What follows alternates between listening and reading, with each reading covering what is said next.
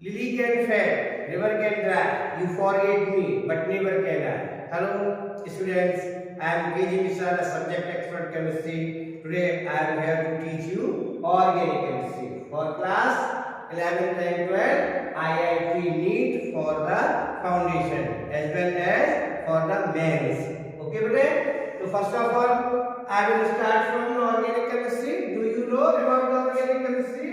What is organic chemistry? The branch of chemistry which deals with the study of organic compounds. Chemistry की वो branch जिसमें हम क्या करते हैं, ऑर्गेनिक कंपाउंड्स की स्टडी करते हैं, क्या कहलाती है, organic chemistry. What about the organic chemistry? The branch of chemistry, the branch of chemistry which deals with the study of organic compounds, which deals with the study of organic compounds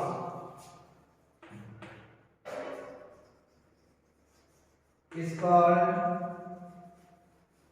organic chemistry. Organic chemistry क्या करते हैं, इसकी study करते हैं, organic compounds study करते हैं. वो branch chemistry की ऑर्गेनिक केमिस्ट्री कहलाती है. तो अब हमें क्या बताना है, हमें बताना है कि ऑर्गेनिक कंपाउंड्स क्या होते हैं. What about the organic compound? Organic compounds हमने बताइए. ऑर्गेनिक कंपाउंड क्या है? Compound containing carbon, that is free carbon, जिनमें फ्री कार्बन पाया जाता है, कार्बन पाया जाता है, क्या कहलाते हैं? ऑर्गेनिक कंपाउंड्स कहलाते हैं. क्या बताना है मुझे? Compounds containing carbon are said to be organic compound. For example urea. Urea क्या है? Organic compound. फार्मूला क्या होता है? NH2CO NH2. इसमें क्या है? कार्बन है, फ्री कार्बन है. तो यूरिया क्या है? ऑर्गेनिक कंपाउंड है. आपने क्या कहा? मीथेन. मीथेन फार्मूला क्या होता है? CH4. इसमें कार्बन है. ये क्या है? कार्बन, फ्री कार्बन है. ये भी क्या है? ऑर्गेनिक कंपाउंड है. आपने क्या कहा? Carbon dioxide. कार्बन डाइऑक्साइड, इसमें फार्मूला क्या कार्बन डाइऑक्साइड का? CO2. इसमें कार्बन है, इसमें भी कार्बन है. ये भी क्या है? ऑर्गेनिक कंपाउंड है. आपने क्या कहा है? Carbon monoxide. क्या है? Carbon monoxide. फार्मूला क्या होता है? CO. इसमें ऑक्सीजन है. ये भी क्या है? ऑर्गेनिक कंपाउंड है. ऑर्गेनिक कंपाउंड के बहुत सारे ऑर्गेनिक कंपाउंड. आपने क्या कहा है? और ले लो. आपने कहा मेथेनॉल. ये ले लो. मेथेनॉल का फार्मूला क्या होता है? CH3OH. इसमें कार्बन है, ये भी ऑर्गेनिक कंपाउंड है. आपने कहा कोई ईथर ले लो, है ना? डाइमिथाइल ईथर ले लो. क्या ले ले? Dimethyl ether. इसमें कार्बन है, फार्मूला क्या होता है? CH3OCH3. इसमें भी कार्बन है. ये भी क्या है? Organic compound. Compound containing carbon, that is free carbon, जिससे कार्बन मिल सके, निकाल सके. फॉर एग्जांपल जैसे हम एक एग्जांपल अगर ले लेते हैं कि सी, आप जैसे ये है चॉक जो मेरे हाथ में, इसका फार्मूला क्या है? ये क्या है? CaCO3 है. CaCO3. तो देखने में ऐसा लगता है कि इसमें कार्बन है, बट इसमें कार्बन नहीं है. ये ऑर्गेनिक कंपाउंड नहीं है, क्योंकि इसका अगर हम क्या करें, एक्वस सॉल्यूशन बनाए तो ये क्या देगा? कैल्शियम आयन देगा. और क्या देगा? कार्बोनेट आयन देता है. इसमें कार्बन नहीं है, कार्बोनेट है, CO3 है. इन सब में क्या मिलेगा? फ्री कार्बन मिलेगा. इसमें कार्बन नहीं है, आयोनिक कंपाउंड है. और ये ऑर्गेनिक कंपाउंड है. इनमें आयोनिक बॉन्ड बनता है, इनमें कोवैलेंट बॉन्ड बनते हैं. ये आपने पढ़ चुके हैं, जिसमें केमिकल बॉन्डिंग में. तो आपने क्या देखा? ये ऑर्गेनिक कंपाउंड नहीं है. आपने जैसे एक और एग्जांपल देता हूं, NH4CnO. इसका नाम क्या है? Ammonium cyanate. ये भी क्या है, इनऑर्गेनिक कंपाउंड है। तो अगर इसका भी एक कोई सॉल्यूशन बनाए तो ये भी आयोनिक कंपाउंड है, ये क्या देगा, अमोनियम आयन देगा और प्लस क्या देगा, साइनो आयन देगा है।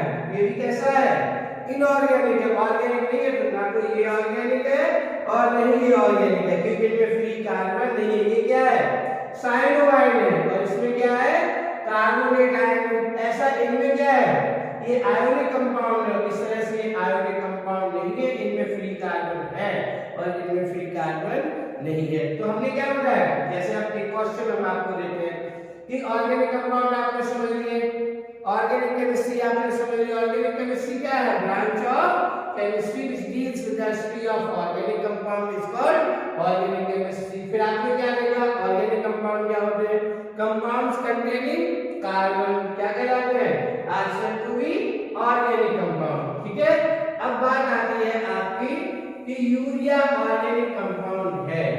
अच्छा, तो यूरिया को कार्बेमाइड भी कहा जाता है, क्यों? क्वेश्चन क्या है मेरा, why urea is said to be carbamide. Urea को कार्बेमाइड भी कहा जाता है, क्यों, बताइए क्या है question, why urea is said to be. Urea ये लिया हमने, यूरिया का फार्मूला क्या है, NH2CO NH2, यही है। और यूरिया को क्या कहा जाता है, कार्बेमाइड, CARB, कार्ब अमाइड, यानी कार्बेमाइड भी कहा जाता है। किसको, यूरिया को। क्यों कहा जाता है, क्योंकि urea is the diamide of carbonic acid. Urea क्या है, कार्बोनिक एसिड का डाईएमाइड होता है। तो आप बताएं क्या है फार्मूला कार्बोनिक एसिड का, कार्बोनिक एसिड, इधर देखिए, कार्बोनिक एसिड, क्या है फार्मूला कार्बोनिक एसिड का, H2CO3, ये है कार्बोनिक एसिड। तो H2CO3 है, कार्बोनिक एसिड है, तो कार्बोनिक एसिड है, इसका स्ट्रक्चर फार्मूला क्या बनेगा, देखिए ये हमने ले लिया OH, ठीक है, हाइड्रोक्सिल ग्रुप, ये हमने ले लिया C और ये देखो H के कितने हैं, एक और एक दो, और कार्बन का वो एक है, ऑक्सीजन के कितने, 3, 1 2 3। अब देखो वैलेंसी देखो सभी की, कार्बन की कितनी होती है, 4, या 1 2 3 4, ऑक्सीजन की कितनी होती है, 2, और हाइड्रोक्सिल रेडिकल की क्या होती है, जैसे आप वाटर लिखते हो H2O और H2O का क्या करोगे, हाइड्रोलाइसिस कर लो, तो ये क्या लेता है, H आयन लेता है, हाइड्रोजन आयन लेता है, और क्या लेता है, हाइड्रोक्सिल आयन लेता है। तो हाइड्रोक्सिल आयन क्या है, वैलेंसी कितनी है, 1, क्योंकि वैलेंसी हमेशा प्लस और माइनस से फ्री होती है, ना प्लस में होती है ना माइनस में। माइनस और प्लस में ऑक्सीडेशन स्टेट होती है, जैसे हाइड्रोजन की वैलेंसी कितनी है, 1, और ऑक्सीडेशन स्टेट +1 है। तो अब यहाँ पर हमें क्या देखना है कि हाइड्रोक्सिल आयनों की वैलेंसी क्या है, 1 होती है, ये 1 बॉन्ड है, यहाँ भी कंप्लीट है। अगर हम इसमें क्या करते हैं, कोई मोर रिएक्टिव सब्सटेंस, जैसे हमने कोई अमीन ले लिया, अमीन क्या है, RNH2 लिए हम इसमें अगर डाल दें, मोर रिएक्टिव क्या करता है, हमेशा लीस्ट रिएक्टिव या लेस रिएक्टिव को डिस्प्लेस करेगा। तो यहाँ पर आप ये देखो कि यहाँ से एक OH ग्रुप जो है क्या है, डिस्प्लेस होगा, और इसमें एक NH2 ग्रुप ऐड हो जाएगा।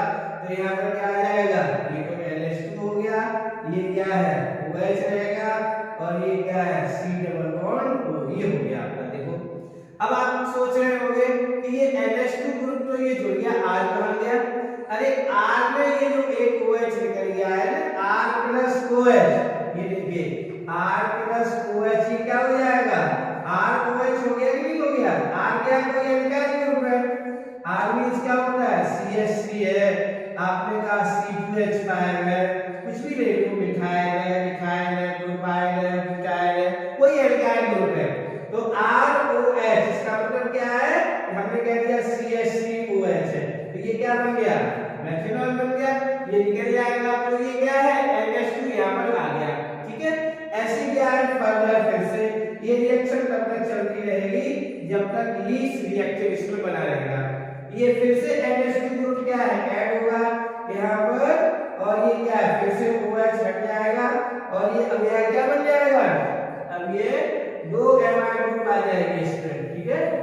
आपका ये बन जाएगा NH2, ये हो गया, ठीक है। और यहाँ भी क्या आ जाएगा, NH2 हो गया, और ये C डबल बॉन्ड, इसमें क्या है, डाई एमाइड हो गए ग्रुप। इसमें क्या है, इसको क्या कहेंगे, मोनो एमाइड है ऑफ कार्बोनिक एसिड। ये क्या है आपका कार्बोनिक एसिड है, इसका नाम है कार्बोनिक एसिड। और ये क्या है बेटे, ये है mono amide of carbonic acid. क्या है, मोनो एमाइड, किसका है, ऑफ कार्बोनिक, कार्बोनिक एसिड का एक है कार्बोनिक एसिड। ये क्या है, डाई एमाइड है। क्या है, डाई एमाइड, इसका ऑफ कार्बोनिक एसिड। और इसी का नाम क्या है, डाइमाइड ऑफ कार्बोनेट, इसी को क्या कहते हैं, कार्बेमाइड। क्या कहते हैं, कार्बेमाइड, अमाइड। देखो कार्बेमाइड लिख दिया, मैंने सीधा कार्बेमाइड लिख दिया। या इसी का नाम क्या है, यूरिया। क्या है, यूरिया। तो यूरिया को कार्बेमाइड क्यों कहा जाता है, because it is a diamide of carbonic acid, क्योंकि ये कार्बोनिक एसिड का डाइएमाइड होता है, that's why it is said to be carbamide, इसीलिए इसको कार्बेमाइड भी कहा जाता है। अब आपने देखा कि ऑर्गेनिक कंपाउंड क्या है, कंपाउंड कंटेनिंग कार्बन। अब बात आती है कि टाइप्स ऑफ क्या है, जैसे आपने ऑर्गेनिक केमिस्ट्री बताई, ऑर्गेनिक कंपाउंड्स बताए। अगर बात हम थोड़ी सी ये करें कि इनऑर्गेनिक केमिस्ट्री क्या होती है, थोड़ा सा अगर हम हल्का सा जान लें यहाँ पर कि ऑर्गेनिक केमिस्ट्री तो पता है, जिसमें ऑर्गेनिक कंपाउंड की स्टडी करते हैं। अगर कोई आपसे पूछता है कि what is inorganic chemistry, inorganic chemistry, तो आप क्या बताएंगे कि branch of chemistry which deals with the study of inorganic compound. Inorganic chemistry क्या है, the branch of chemistry which deals with the study of inorganic compound. Chemistry की वो branch जिसमें हम क्या करते हैं, इनऑर्गेनिक कंपाउंड की स्टडी करते हैं, तो वो इनऑर्गेनिक केमिस्ट्री है। तो what about the inorganic chemistry, तो इनऑर्गेनिक कंपाउंड की स्टडी की। अब आपने पूछा कि अगर हमें ये जानना है इनऑर्गेनिक कंपाउंड क्या होते हैं, व्हाट अबाउट इनऑर्गेनिक कंपाउंड, तो आप क्या बताएंगे कि कंपाउंड जो है इनऑर्गेनिक कब है, जिसमें कार्बन नहीं हो, यानी compound which does not contain carbon क्या कहलाएंगे, inorganic compound. For example HCl है, इसका नाम क्या है, हाइड्रोजन क्लोराइड। अगर हम इसको एक्वस कर दें, वाटर मिला दें, तो ये अब क्या हो जाएगा, आयोनाइज हो जाएगा, HI देगा और Cl देगा। इससे पहले नहीं दे रहा था। अब ये क्या है, हाइड्रोक्लोरिक एसिड है, और उससे पहले क्या था, एनहाइड्रस हाइड्रोजन क्लोराइड था, इसे हाइड्रोक्लोरिक एसिड नहीं कह सकते थे। आपने क्या कहा, HCl क्या है, इनऑर्गेनिक कंपाउंड। आपने एक और बता दो, H2SO4 सल्फ्यूरिक एसिड है, इसमें कार्बन है नहीं है, इसमें कार्बन है नहीं है, तो ये भी क्या है, इनऑर्गेनिक कंपाउंड है। आपने क्या कहा है, HNO3, इसका नाम क्या है, नाइट्रिक एसिड है, इसमें कार्बन है नहीं है, तो ये भी क्या है, इनऑर्गेनिक कंपाउंड है। आपने क्या कहा है, HNO2, इसका नाम क्या है, नाइट्रस एसिड है, इसमें कार्बन है नहीं है, ये भी क्या है, इनऑर्गेनिक कंपाउंड है। तो आपने क्या देखा कि compound which do not contain carbon, जिनमें कार्बन नहीं पाया जाता, क्या कहलाते हैं, इनऑर्गेनिक कंपाउंड कहलाते हैं।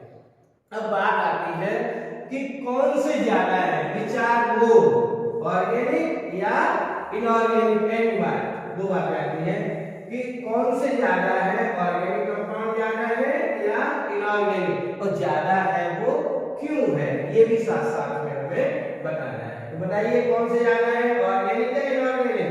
तो आपका जवाब क्या होगा कि organic compounds are more than that of inorganic compounds. क्या है, वेरी गुड, कि ऑर्गेनिक कंपाउंड्स आर मोर है, ज्यादा है, then inorganic compound, inorganic compound.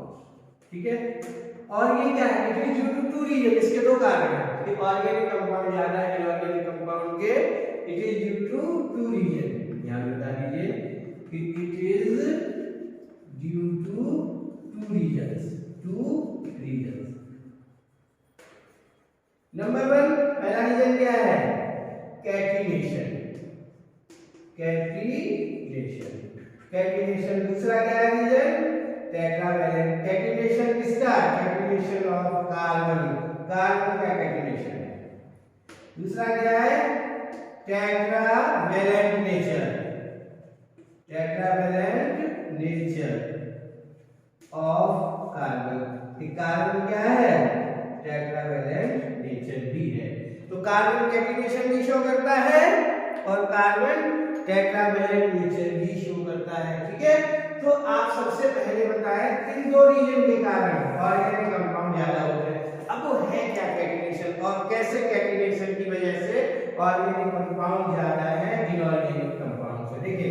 तो सबसे पहले हम आपको ये जानना चाहिए, आपको पता करना चाहिए कि व्हाट अबाउट कैटिनेशन। कैटिनेशन क्या होता है बेटा, कैटिनेशन देखिए, the self linking property of carbon, carbon और उसकी फैमिली है, जैसे ये है आपका कार्बन है, सिलिकॉन है, ठीक है, जर्मेनियम है, टिन है, लेड है। अगर देखिए जैसे लोग याद कर लेते हैं, एक लैंग्वेज भी है कि काशी गए संत प्रभु, इस तरह से आप कार्बन का एटॉमिक नंबर कितना होता है 6, सिलिकॉन का कितना होता है 14, जर्मेनियम कितना होता है 32, टिन का कितना होता है 15, लेड का कितना होता है 82। ये आपको याद नहीं है, आपको याद हो जाएगा। ये क्या है, एक कार्बन की तो फैमिली है, तो कार्बन का इलेक्ट्रॉनिक कॉन्फ़िगरेशन करंट क्या आ जाएगा 24, इसका करंट क्या आ जाएगा 284, इसका करंट क्या आ जाएगा 28, 18 और 4 देखो 2 8 10 10 और 18 28 और 4 32, ऐसे ही इनका कर लीजिए, है ना। बिल्कुल आउटर मोस्ट साइड में कितने इलेक्ट्रॉन मिलेंगे 4। इसका मतलब क्या हुआ, कैटिनेशन का मतलब क्या है, सारे के सारे ये कार्बन जो है सबसे ज्यादा कैटिनेशन करता है। कैटिनेशन का पहले मतलब क्या है कि कैटिनेशन होता क्या है, the self linking property of carbon is called catenation. क्या है catenation, the self linking property, किसकी, कार्बन की, क्या कहलाती है, कैटिनेशन कहलाती है। तो कार्बन में सेल्फ लिंकिंग जो है प्रॉपर्टी है। कार्बन जैसे हमने कहा अगर हमें ये मीथेन लिखना था तो ये फार्मूला क्या हो जाता है CH4, जैसे ये है। अगर हम एक कार्बन और जोड़ दें, अब ये फिर से अगर जाने क्या हो जाएगा मीथेन, पहले क्या था मीथेन, एक कार्बन और जोड़ दें ये क्या हो जाएगा प्रोपेन, एक कार्बन और जोड़ दें क्या हो जाएगा ब्यूटेन, एक कार्बन और जोड़ दें क्या हो जाएगा पेंटेन। ऐसे कार्बन में जो है यानी हर कार्बन जो है लगभग 60 एटम तक और जोड़ सकता है। इसका मतलब क्या है 60 नए कंपाउंड बना सकता है। देखिए कार्बन और उसकी फैमिली में ऐसा नहीं होता है कि आपकी फैमिली में अगर कोई एक क्या है, घर में कोई एक नेता है और सारे नेता हो, ऐसा तो नहीं होगा। और जो नेता है वो हजारों की भीड़ जुटा देता है, क्या सारे घर के सब हजारों की भीड़ जुटा लेंगे, नहीं, ऐसा नहीं हो सकता। इसकी प्रॉपर्टी जो है कैटिनेशन सबसे ज्यादा है। जैसे ग्रुप में नीचे चलते चले जाते हैं उनकी कैटिनेशन प्रॉपर्टी कैसे होती जाती है, कम होती जाती है। अगर अब मान लीजिए ये है कार्बन, इसकी इस चेन में यहाँ पर कोई एक जुड़ गया तो ये फिर से 60 जो है नए कार्बन एटम को जोड़ेगा। और किसी कार्बन की चेन में ये जो है ना कार्बन के जो 3 एलोट्रॉप्स हैं, एक कार्बन क्या है ग्रेफाइट है, एक कार्बन क्या है डायमंड है और एक कार्बन क्या है बकमिलिस्टर फ्लोरेंस है। तो बकमिलिस्टर फ्लोरेंस कार्बन ऐसा होता है जो क्या है 60 कार्बन एटम को अपने आप में अटैच कर लेता है, वो उसकी प्रॉपर्टी है। तो अगर ये साइड में जुड़ गया तो ये 60 नए कार्बन एटम अटैच कर लेगा, तो 60 नए कंपाउंड 60 नए कंपाउंड बन जाएंगे। उसकी चेन में कहीं जुड़ जाएगा तो फिर से 60 नए कंपाउंड बना लेगा। इस तरह से क्या है ऑर्गेनिक कंपाउंड की संख्या कितनी ज्यादा हो जाएगी, बहुत हो जाएगी, अरबों खरबों में पहुंच जाएगी। तो कैटिनेशन ये कार्बन में पाया जाता है। और कोई भी एलिमेंट है करते तो है कैटिनेशन, बट इतना नहीं जितना कार्बन में करता है। जैसे फॉर एग्जांपल के लिए नाइट्रोजन है तो ज्यादा ज्यादा आप N2 देख सकते हो, अर्थात नाइट्रोजन जो है क्या है एंड ट्रिपल बॉन्ड एंड। ये आप देख सकते हो कि नाइट्रोजन दो एटमों को जोड़ सकता है, तो कैटिनेशन तो कर रहा है, लेकिन कैटिनेशन क्या है, केवल दो ही नए एलिमेंट, दो ही नए जो है कंपाउंड बना पाएगा। और ये कार्बन कितने बना लेगा 60, और फिर से कई चेन में जुड़ने लगा, फिर से 60, फिर से 60, फिर से 60। ये आपने देखा है कि मेडिसिन होती है। मेडिसिन क्या है, इतनी मेडिसिन है, अरबों खरबों सारी मेडिसिन, वो सब के सब क्या है ऑर्गेनिक कंपाउंड है। तो एक तो ये प्रॉपर्टी है कैटिनेशन। कैटिनेशन मतलब self linking property of carbon is called catenation. Due to this nature organic compound are more than that of inorganic compound. दूसरा एक नेचर और है टेट्रावैलेंट नेचर ऑफ कार्बन। ठीक है बेटे, क्या होता है बेटे टेट्रावैलेंट नेचर ऑफ कार्बन। तो कार्बन का टेट्रावैलेंट नेचर देख लीजिए क्या होता है। Tetravalent nature of carbon. Tetravalent nature क्या कहलाता है, कार्बन का क्या होता है, देखिए वैलेंसी ऑफ कार्बन इज 4 है। This nature of carbon is called its tetravalent nature. Valency of carbon is 4। This nature of carbon is called its tetravalent nature. तो जैसे ये कार्बन है, इसकी वैलेंसी कितनी है 4 है। अगर हम हर जगह H लिखते हैं, ठीक है, तो अब ये फार्मूला क्या हो गया, मीथेन बन गई। क्या बन गया ये मीथेन।